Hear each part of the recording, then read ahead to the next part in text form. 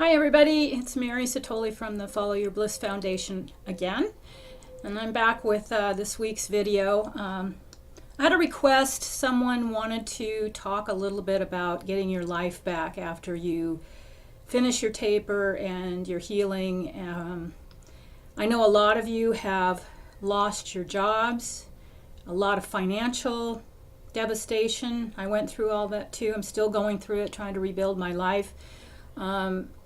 It's difficult, and before I get into that, I wanted to backtrack on last week's video a little bit, because I had talked a lot about adrenal health and anxiety and what happened to me with some diet changes, and I wanted to just kind of backtrack and talk a little bit about what I found out this week. I think I mentioned that I was on the fence about going back on thyroid medication, and had found out from a lot of reading online and research that eating too high of a protein diet without enough carbs can also be a problem for thyroid issues. In my case, I don't convert T3 well, and I think that most of that is largely a result of the benzos. I've heard a lot of people who have had endocrine disruption because of these drugs, particularly thyroid adrenal issues, because it messes up your whole HPA axis. And what I was able to find out is that when you don't have enough carbohydrate in your diet, you will actually not convert well. And I had recently gotten some labs back. I think it was a couple weeks ago. I mentioned that my T3 was pretty low. And because I'm still kind of hyper from coming off the Lunesta 6 months ago, it's real easy to overstimulate my system still. I got the tingling and the tight muscles, but I did opt to go on like a half a grain this week, and so far so good. A little bit hyper, but I've been sleeping well, a lot better. Like last night I slept 7 hours. I couldn't believe I was just out cold. And what happens, a little history on what happens with thyroid adrenal stuff, is if you're not getting enough T3, your adrenal glands will try to overcompensate for the lack of energy, because T3, as you know, is an active form of thyroid, so it gives you energy, it's gas.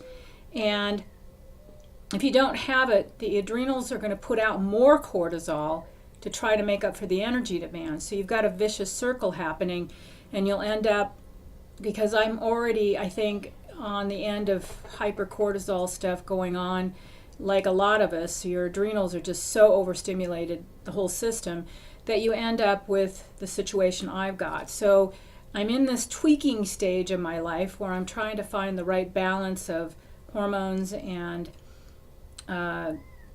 overdoing it as far as my work schedule and my, just the whole balance. It's difficult to do anyway when you're healthy, but after coming off these drugs, it's like the whole re-entry thing into life is difficult, because you don't know. Some days you won't even feel like you've overdone it. You'll just feel like you're overstimulated for no reason whatsoever, and you'll think, God, I didn't think I did that much today. And I know I've gone through that on a couple days where I'm like flat by the afternoon. I'm thinking, what did I do today to feel like this?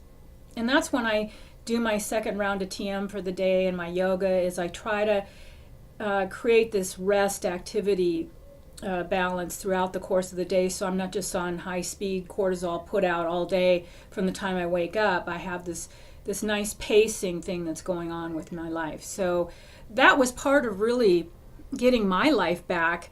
Back to the subject that the video is supposed to be about, is finding the right balance of energy demands versus rest, because you still need a lot of rest. I still do need to take a lot of time out during the day, because I'm still not, I find just too much input just to overstimulates me still. So anyway, I'll keep you posted on the thyroid thing.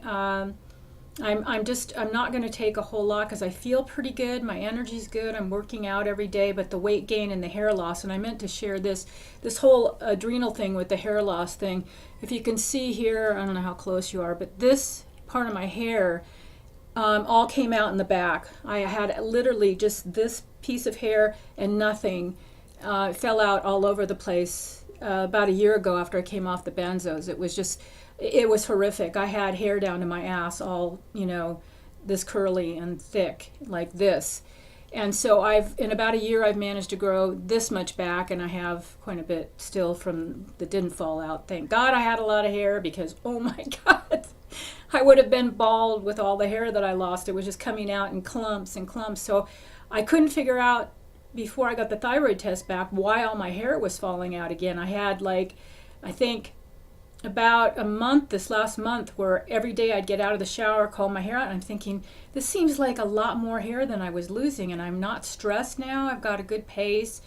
My life is good. I'm sleeping better, so there wasn't any reason for my hair to be falling out. So, but there is a reason. It's thyroid. It's T3. If you don't have enough, your hair will fall out, you gain weight. So that explains the weight gain and the hair loss and the few other things that I didn't understand. So try to balance your diet with enough carbohydrates to ratio of protein, because I still believe that if possible, you should get at least, like me, I weigh about 100 to 110 pounds normally. That's my healthy weight. So I need about 60 grams of protein a day to maintain healthy protein function. So I still try to, even though I'm adding more carbohydrates, I'm trying to add in things like, some more nuts and a few grains and that sort of thing, because I was just eating nothing but vegetables and protein before, and I think that I went a little overboard on that. So just FYI for those of you that are still trying to do diet things. And just if you are struggling with your diet, you can get a hold of me and book an appointment through our website at followyourblissfoundation.org. We do taper consultations, we do diet consultations, and if you're strapped for money, we'll do a sliding scale with you. All this stuff is being funded so that we can help all these people come off their psychiatric medications. It's a big problem. I'm submitting my video to there's a site called the Benzo Coalition. They're doing a couple symposiums in September. One of them is for benzodiazepine use. The other one is a psychiatric medication symposium in New Orleans. And I'm submitting the video, and it's really close to being done, I promise. I know I'm not just lying this time. We're really close. And so I'm really excited, because I'm hoping we're going to be able to release this whole thing within a couple weeks, I'm hoping.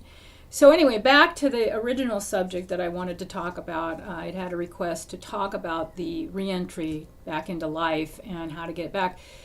It's hard. I don't think there is any one good answer to that question, and it's because we're all different. We had different activity, social schedules probably before we were on benzos and before we tried to come off of them. So I think that it's going to be an individual thing. All I can do is share with you what I know worked for me. And it wasn't easy because my brain was just fried. I basically spent the entire summer, last summer, coming off the Lunesta, the last of that. And I literally just stayed inside and crawled to the store to get food. That was basically the only place I went for the entire summer while I was finishing that taper. And that didn't include my benzo taper, which I was down in bed for 4 months. So to just have any life at all, I think you feel grateful. There isn't a morning that I don't get up that I just think, oh God, thank you for a good night's sleep. Thank you for my peace and quiet in this place, because I was living with all these crazy, nutty people for about 3-4 years. I had to move, I think, 11 times during the course of about I think it was 6 times in the last, 6 times in the last 3 or 4 years, and that was during the part of my taper that was really, really brutal. I don't know how I managed to move my stuff. I was just throwing stuff in the car and hoping I'd make one trip where I could lay down, unpack the boxes, and then get back in the car and then rest for a while before I had to do it again. I think the thought of having to do that again, I just re-signing another year's lease at this place, because I'm by myself in this little guest house, which has just been awesome. I have a landlord I share the house with, but it has been my shelter getting my life back. So I would say that if you're in a good living situation when you come off of these things, then you're already one step ahead of me, because I had like the roommates from hell for a few years. It was pretty bad, especially the last one a year ago. Was a psychopath. I mean, seriously psychopathic. I mean, she should have been. I shouldn't say that anybody should be on drugs, but she was bad. And I ended up having to call a women's abuse shelter that helped me get a storage unit and movers to get my stuff out, because she changed the locks on me. And I mean, I'm just like post benzos by about 2-3 months at that point at the most. And I was just like, what in the hell? Can't just people just leave me alone so I can sleep and get better?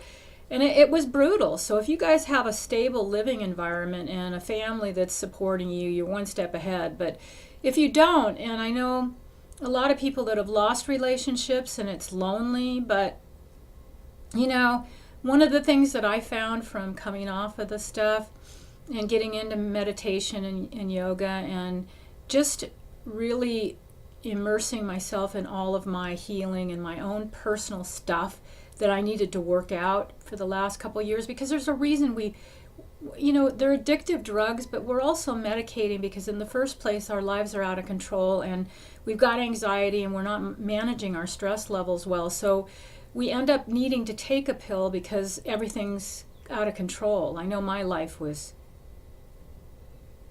pretty much like that. I want to try to say that I'm perfect, but I can't lie. One thing I don't do is lie, so I'm not gonna go there. So anyway, the next thing after getting this place for me was probably getting back to my music. So I think I've talked about this in another YouTube video about the importance of creativity. I did not want to do anything last summer. I was a complete vegetable half the time, laying on my back doing breathing exercises, and I really didn't want to play again. I really had no interest in doing anything at that point. But I knew that if I didn't get back to something after the last, it's taken me 7 years to heal from the Addisons and from the Benzo withdrawal. So I would say I haven't been able to work much in that time at all. And I would say that probably if I had not gotten back into playing piano and singing again, that it would have been real easy to just give up, to just say, okay, poor me, I had this horrible experience with these drugs. I was lied to. I feel betrayed, the whole thing. So I feel like if you have something in your life that you enjoy doing, and I don't care what it is, it can be sewing, needlepoint, model airplanes, whatever. Find something to immerse yourself in. And if you feel like you need to get a social life back, if you're capable at that point of getting out into the world, I didn't really have too much of an interest, because I found that doing all the spiritual work I did that I was okay with my aloneness. I didn't feel lonely. I felt aloneness. I felt stillness in my life, which I hadn't experienced before, because I come from an abusive family with a father who was an alcoholic and a crazy person, and it was noisy and stressful all the time growing up. There was never peace and quiet. So I didn't know how to feel comfortable with that peace and quiet when I had to be with that, because this kind of does force you to have to be with that, because you can't handle any stimuli. So that would be one of the things I would suggest. If you need support, I think there are support groups. But the problem I had with a lot of the recovery groups like AA, Narcotics Anonymous, NA, and I went to one of those. Okay, now I don't know if you guys had this issue, but there was a lot of hardcore street drug addicts, heroin, and not that this is a judgment, because all these drugs are tough to get off of, and you end up using for different reasons. I mean, we were just legal drug addicts with this particular prescription, but what I wanted to share about that was I just had a problem with showing up and saying, hi, my name is Mary, I'm a I'm a drug addict. I'm an addict. I still don't and never did consider myself an addict. I took a prescription medication that as prescribed and did not know it was addictive, did not know what it was they had given me. So yes, I do think the pharmaceutical companies need to have some accountability, but we also have to be accountable as a society to help other people get off these drugs and educate them, because if they don't have the facts, they're not going to believe it. So if you need a group like that, I think it would be good. It didn't help me. I felt like it reinforced a lot of negative stuff about myself, and I was already feeling bad enough about myself. I was like beating myself up for taking the drug, beating myself up for having to ask for help from all my friends. I just was already in a bad enough place that having to go in front of a group and admit that I was a drug addict or an addict at all was just kind of, I don't know, it didn't feel right to me. And like I said, it's not for everybody. Some people, they might find that support really good, and they might meet some people that can really help them. That's just one suggestion. I don't mean to bash it. I don't mean to come down on any of it. I'm just trying to give people support and options, because I know that it is difficult getting back. It's a baby step thing, and you have to just test the water. First of all, see how much you're physically able to do. And for those of you who have lost jobs, like I did, I had a booming teaching business when all this really came down around my ears. I would go into people's homes and mostly teach kids, but I had voice and piano students, so I just couldn't function to teach. I was so sick, and getting there, I would have panic attacks and heart palpitations from the hormone overdose. My adrenals were toast. Nobody understood what was going on, so I couldn't talk to anybody. And I think that's the hard part, is the isolation and the loss of just virtually everything in your life, and that's very hard to accept. But I find that everything happens for a reason, and as I've come out of this and I look at how much stronger I am and what I'm giving to other people through my experience, and just everything about my life in the last year has changed. It's completely different, and I know that in another year, after I'm even more healed, it's going to change even more, because I'm much more active and able to function, to do things. I couldn't have done a video like this. Yeah.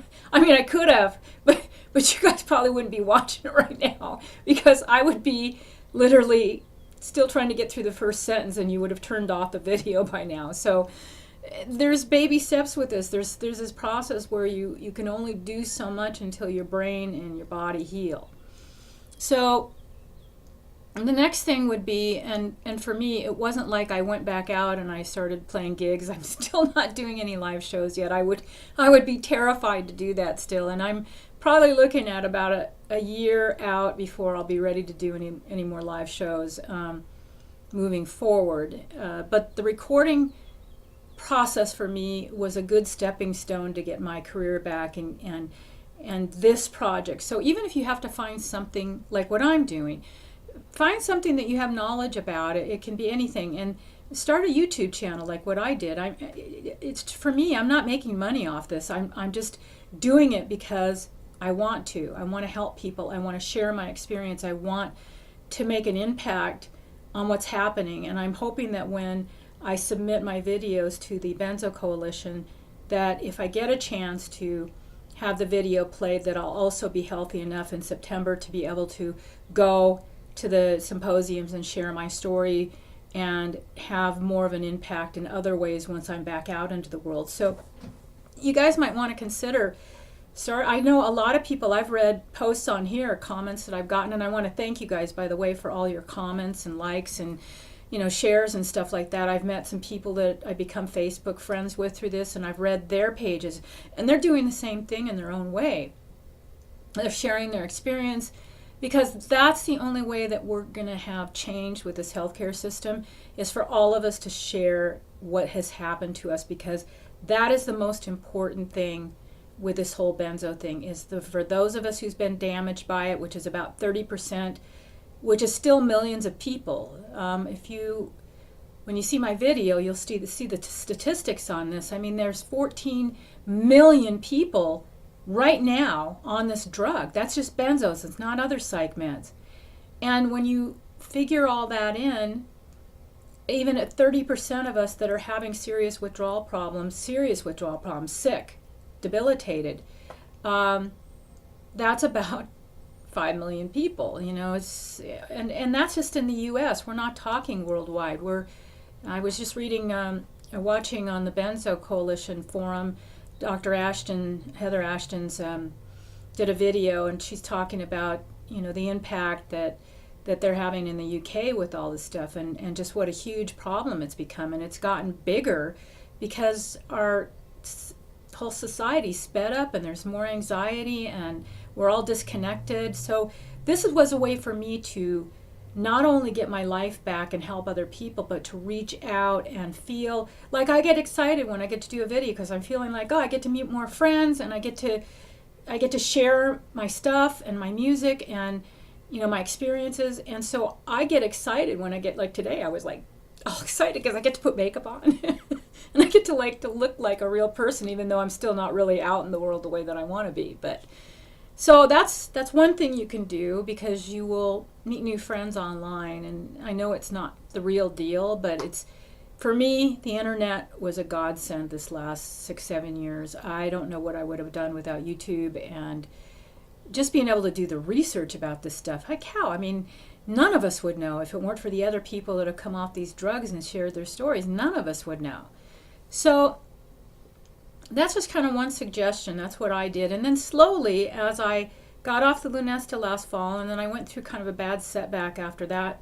Withdrawal was pretty nasty, and I went through probably about a month where I just totally couldn't get out again. It was a big bad setback. And then I had pneumonia in January, and I had another blackout because I took niacin after the pneumonia, because my nervous system was even more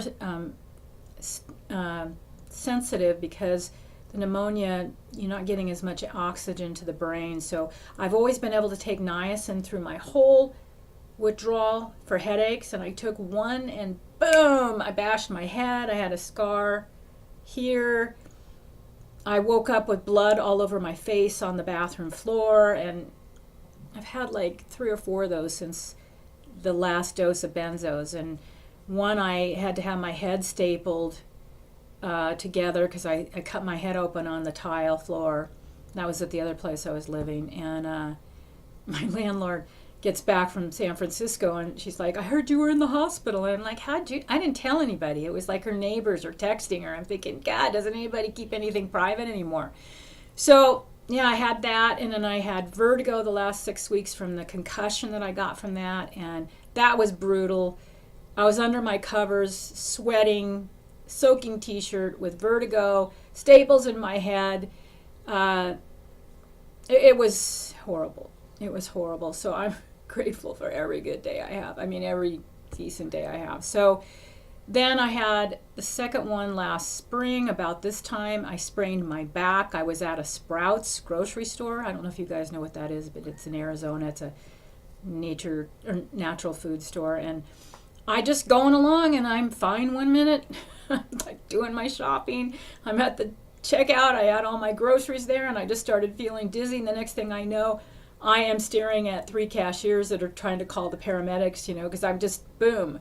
And I had no idea I hurt my back till about the next day, and I was down flat for almost 2 weeks. That was pretty horrific. And so that was during the time I was living with the crazy person. So if you guys have any stability in your life at all, consider yourself lucky. I mean, really consider yourself lucky, because I didn't. And so I'm so grateful for where I'm at. It's like amazing. So, and then let's see, what was the other blackout? The one I had at Christmas after the pneumonia, or after New Year's actually. And so that one, I didn't call any paramedics. I was just like fed up. I knew there was nothing wrong with my head, at least not that they were going to find it on a CT scan. So I just wiped the blood off my face, called a friend of mine to talk me down because I was freaking out, and it was horrific. I won't tell you the gory details of that one because it's like embarrassing. I mean, what happened was really embarrassing.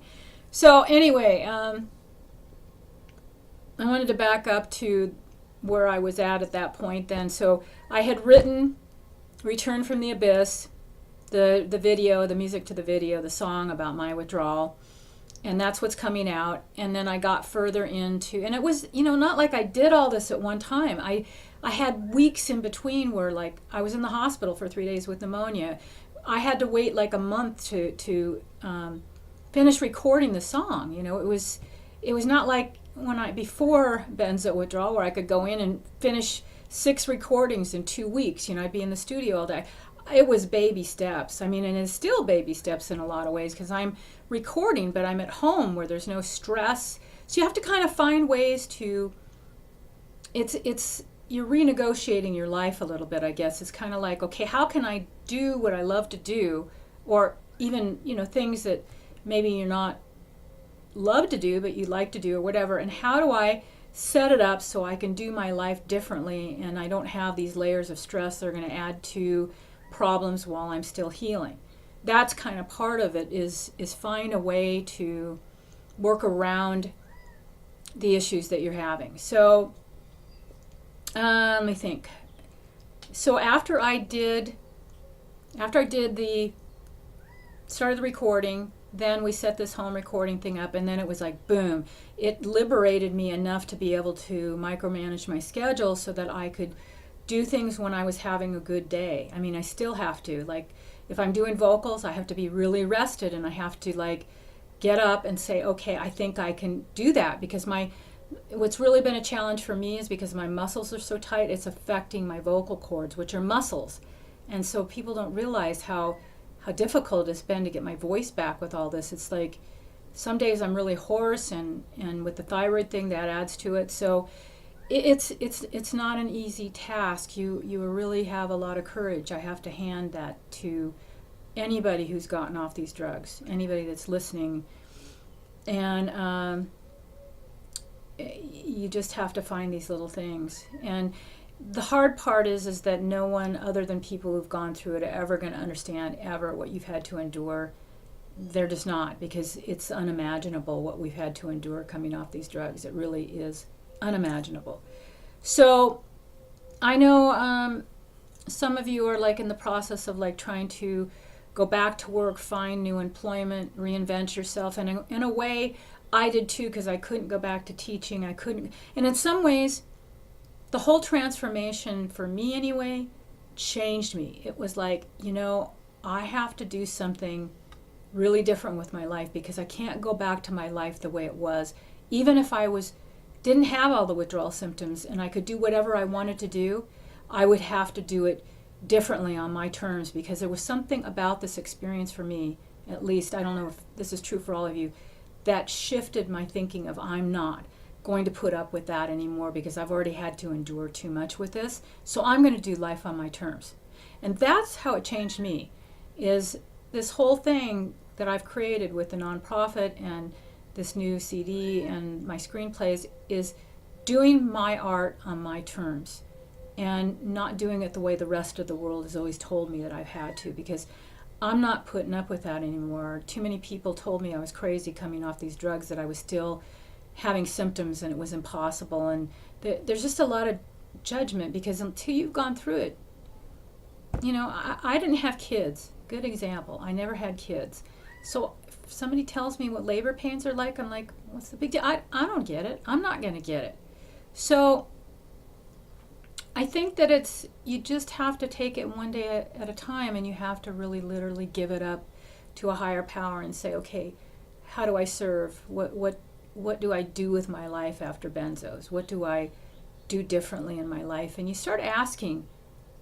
And if you call it prayer, I call it meditation. Prayer, I pray.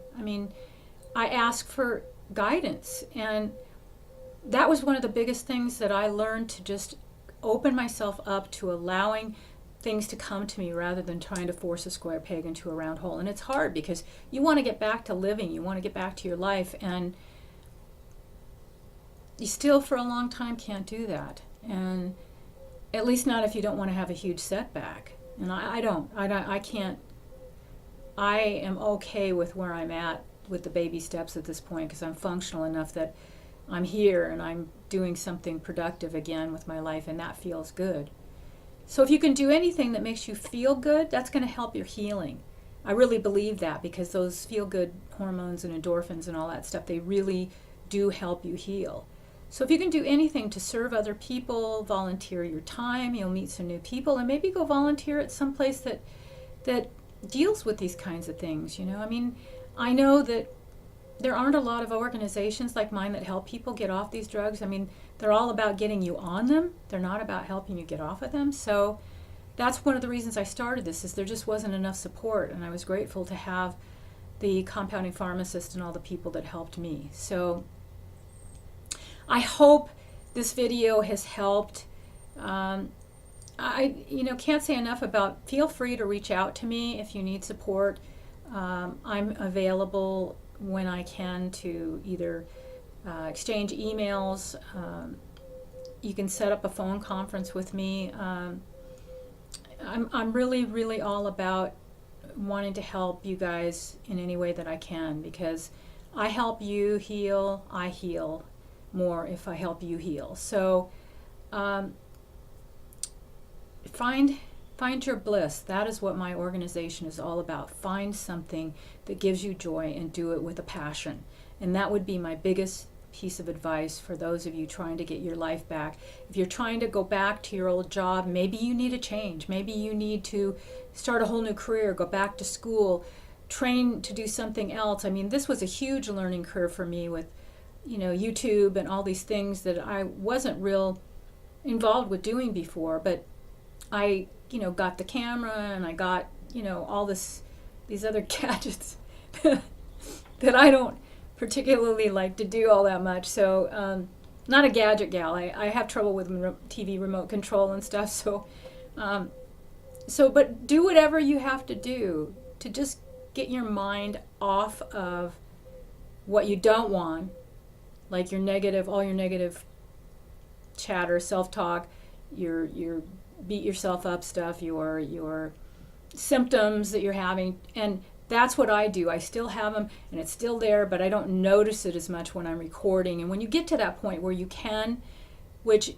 isn't that far after the full-on withdrawal for most people, that they can at least do some stuff, not everything you used to, but you might have to completely do a 180 in your life. And I did. I mean, yeah, I'm still doing music of some sort, because I will always do that. It's something that I've been doing since I was 11 years old, and I can't imagine my life without it. So I will always do that in some fashion, but I'm doing it different. And that's all I can say, is you have to do your life different. I don't think most of us going through this experience can even really go back to a lot of friendships and relationships in the same way, because those people just they don't fit in our life anymore. And that's hard. It's hard, because I'm starting all over like you guys. I'm trying to meet new people where I live, and I don't always feel like going out and being super social still, because I just feel like kind of a freak, because my balance is still off, and I'm afraid I'm going to trip and fall in public or something. It's not as bad as it was, but when my muscles get tight on those days, it just feels like, I feel like a freak.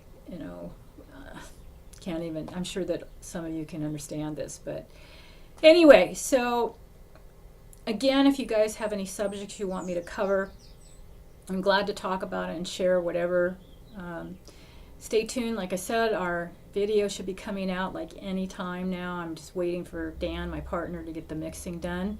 And our organization, again, is followyourblissfoundation.org. We have blogs, videos, all kinds of stuff, taper program, and forward these videos to friends that you think could use the support, because they're lonely and isolated, and some people don't even know that it's the drugs that are making them sick. They don't know what's going on, and the doctors aren't telling them. No one's telling them except the people that have gone through it. So be there for them, and hang in there. If you have any questions, again, I'm all about making this a better place. So for now, I'll see you next week, and take care.